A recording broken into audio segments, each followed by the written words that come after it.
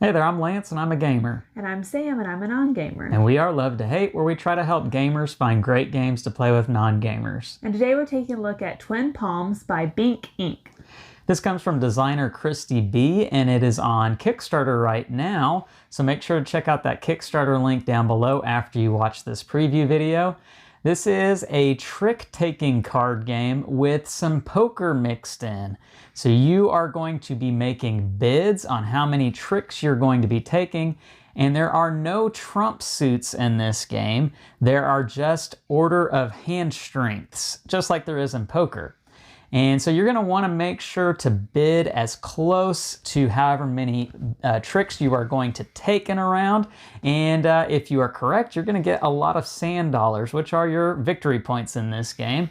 Let's take a look at it down below, and then we'll come back and share our thoughts on how it works with a gamer and non-gamer.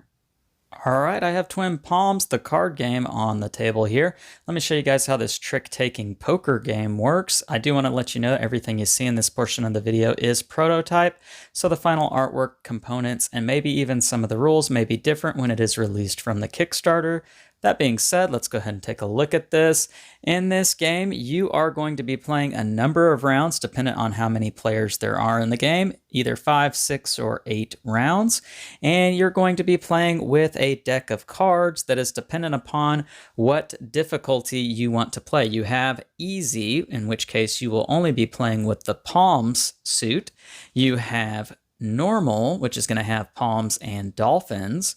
You've got advanced, which is going to include the sunglasses deck, which I will show that to you here real quick. There's your sunglasses deck.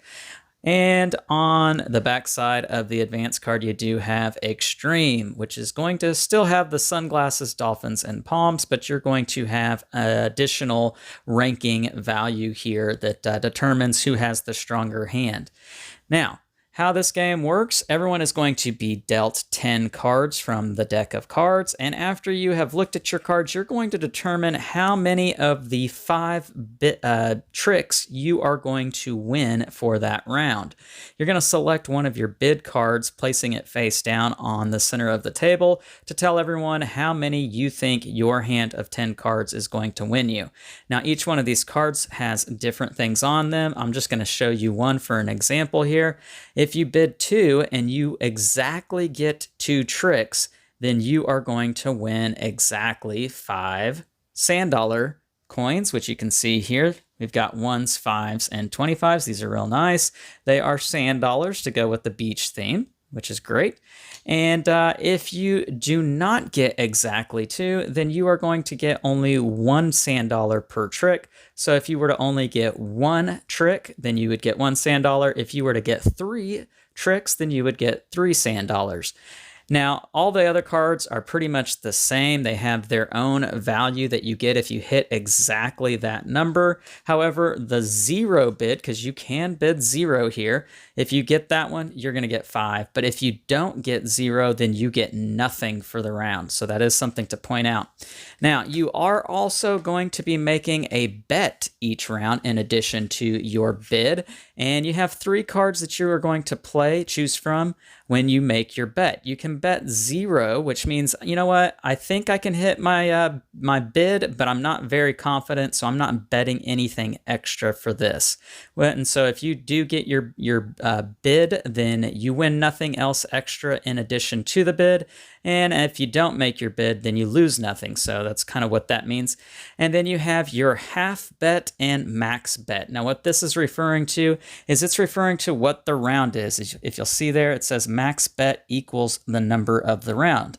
And so you can see where the round tracker token is here, the stingray, as it advances throughout the course of the game. So if it were round 6, for instance, your maximum bet is that you bet 6 additional sand dollars that you're going to hit your bid exactly. If you are wrong, you're going to lose those 6 sand dollars. If you're correct, you'll get 6 extra. If you bid half, then as you can guess, you're going to get half, and it is rounded down if you are in an odd number. So that's how that in particular works. Now, let's talk about the different hands that you will create throughout the course of the game.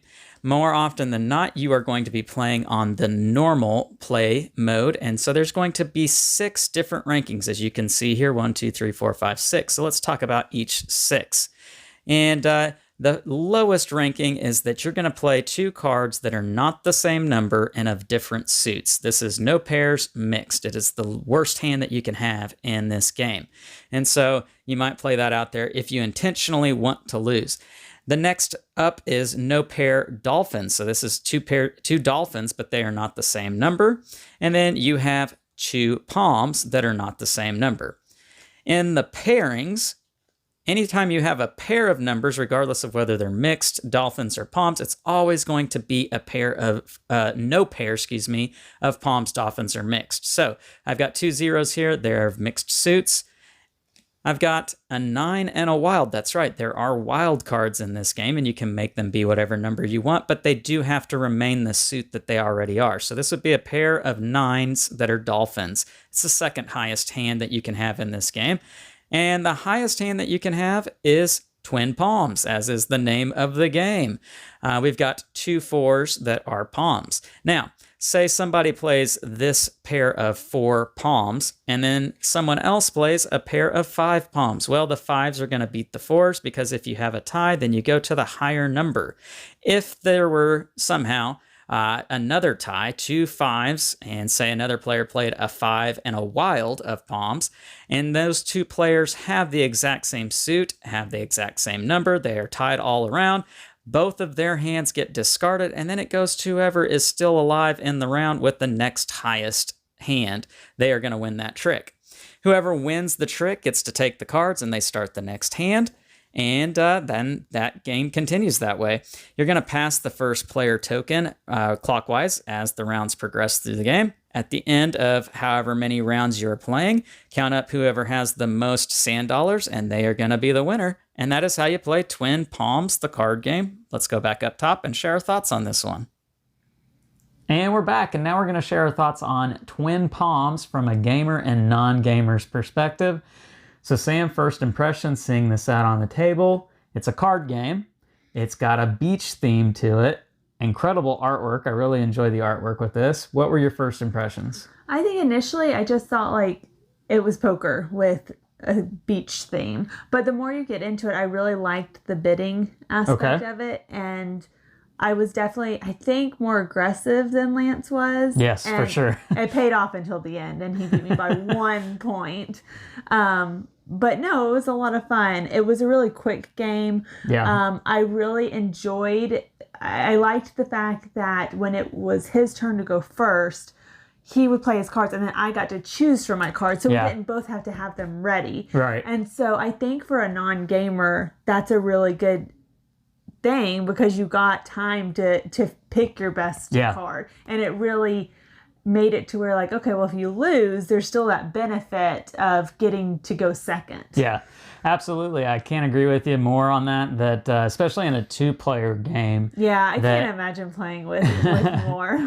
That you get that benefit of seeing what the first player has done by playing their cards, and then you can kind of strategize and say, do I really want to spend my best cards to win this trick, but maybe I'm not going to win anything beyond this? Yeah. Or maybe I want to lose on purpose to make that person go beyond however many tricks they've bid for that round. There's a lot more strategy than I first expected, because you're obviously rarely going to win all 5 tricks. So you have to really think about it, and you only know what your cards are, obviously. And so it was hard. And I would have completely dominated the game if I would have chosen 2 instead of 3 on the very last round. Yeah. This is a game that you're going to have several choices to make throughout the course of the game. A 2-player game lasts 6 rounds, and a 4-player game will last even longer than that. 5-player game lasts 5 rounds. So you're getting anywhere from 5 to, I think, 7 or 8 rounds. And so you're making a ton of choices throughout the course of this game, but they're all fun decisions. They're all fun things of do I really think I can get this with my 2-3 offsuit, the poker terms there. Do I really think I can win this with these crummy cards? Because you never quite are sure how things are going to play out based based off of how the other players are going to play their cards. Yeah. There is some zaniness. There is a little bit of chaos in this game. I find it incredibly fun, though, trying to work your way through that chaos. And it's not so chaotic that it just feels like a mess. Yeah. There's definitely some strategy involved in this game. Sam, for you as a non-gamer, how was it for you to find your way through this game and play well?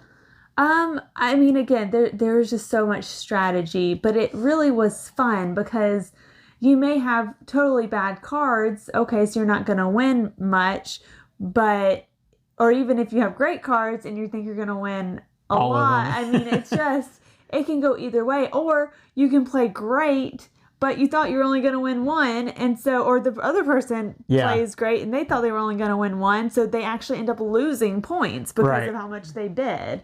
Yeah, there's so much fun wrapped up in even just having a crummy hand of cards and saying, I only want to win one. Yeah. How do I make this work out to where I only win? And but then you still end up winning 3. yeah, for sure.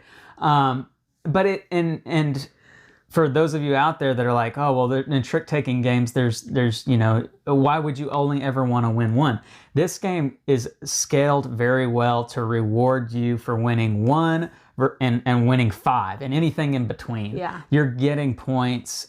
You're almost getting points on every single turn unless you do the betting part wrong. Yeah. Where you are betting, maximum sand dollars that you're definitely going to hit your number that you're bidding or you're betting. I'm getting those two things mixed up. But that double layer of betting or bidding, whatever it is it just adds to the strategy with this game. Yeah. I think that was a very clever mechanic to throw in there and makes the game so much more of a twist factor to it. So I love the theme to it. I love that it's got a feeling to the game. So many trick-taking games are pretty themeless. They're pretty bland. This one looks pretty. It's well produced.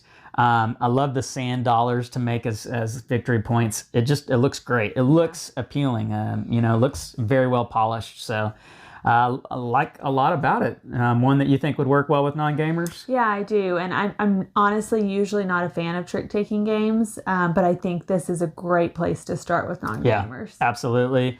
My mom is the one who got me into trick-taking games, played them at a very young age with her. And I think this is one that she would just be over the moon about. So I'm definitely going to try this out with her whenever I can in the near future. So that is Twin Palms. It comes from designer Christy B and Bink Ink Games. It's on Kickstarter right now. So make sure to check out that link down below in the description of this video. Make sure to like and subscribe and push that bell button so you get notifications of all our new content. I'm Lance. I'm Sam. And we are Love to Hate, where we try to bridge the gap between gamers and non-gamers. We'll catch you next time.